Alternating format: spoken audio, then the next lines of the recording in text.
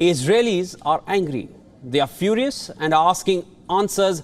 Their fury is directed towards the Israeli Prime Minister Benjamin Netanyahu, with Hamas keeping 150 Israeli people captive. Dozens of Israeli protesters gathered outside Israeli Defense Ministry to protest against the government's inaction over Hamas militants. Now, protesters are calling for Prime Minister Netanyahu to resign, with the most recent demonstrations held outside the Defense Ministry in Tel Aviv. The protests were started by one person whose family had been taken captive by Hamas militants, but they soon expanded significantly. People across the capital are calling for the release of hostages who were kidnapped by Hamas almost a week ago. My family is in Gaza, being held by Hamas. I feel like I have no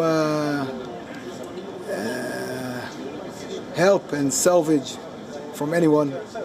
And this is my cry out to the world to please help bring my family, my wife and 3 kids.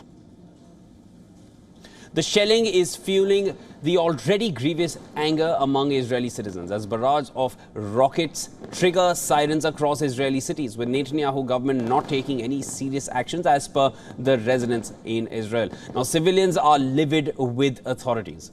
Earlier, 2 Israeli ministers were visiting a hospital when they were forced to leave. The environment minister was in a hospital in central Israel, where she was confronted by visitors and staff.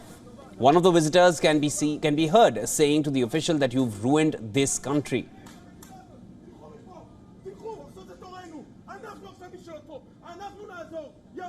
Even a hospital worker in green scrubs then says, "How are you not ashamed to start another war?"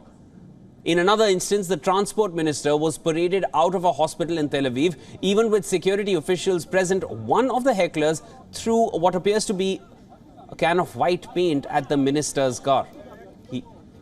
He was being escorted out, but was able to chuck that can right at the vehicle.